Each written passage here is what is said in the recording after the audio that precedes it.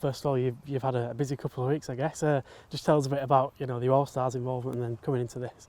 Yeah, obviously I was down with the All-Stars last week, preparing to play against England, and give England a challenge, and obviously a great experience being around Ellery, Hanley and Andrew Henderson, and kind of learning about the camp and how that camp was delivered, and seeing what I could bring back into the Lancashire Academy camp.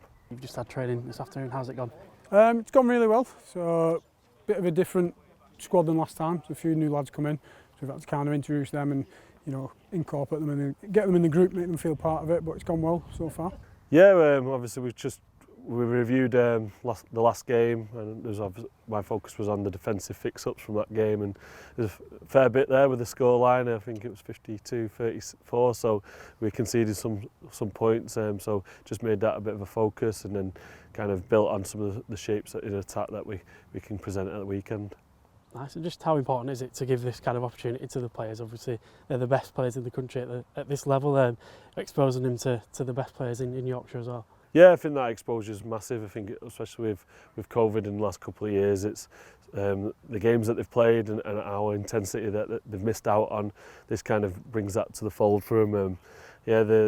Like you said, touched on the best, playing against the best, only going to bring the best out of them.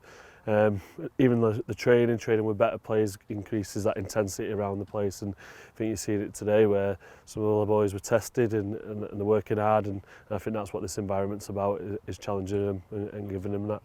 Really important. So the aim of it is to produce players that could go and play first team Super League and hopefully potentially England one day, and to give them a higher intensity game sort of matches the challenge that they'd get as they step up. So to give them something that's a little bit higher in intensity, a little bit higher in physicality and speed, challenges them and sees who's ready to step on and who's going to take the opportunity to kick forward.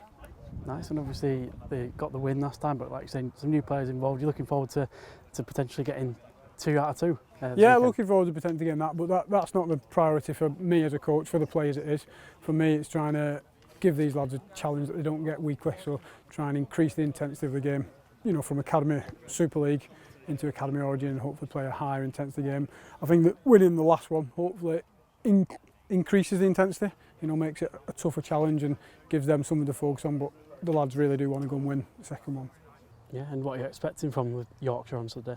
Yeah, we're expecting a reaction. Obviously, no one wants to lose a series within the first 2 games, so we're expecting them coming out all guns firing. They're obviously a big set. They've had a few personnel changes to kind of rifle them up, but we're expecting a tough challenge again, like it was in the last game, and we've got to be better than what we were in order to make sure we can get the series all sewed up. I think you definitely expect a reaction, won't you? So they didn't win the first game, so they're going to look to try and win the second one. I think it's going to be physical. The last game was really fast, and I expect it to be fast again. So our challenge is to rise above that and try and win this.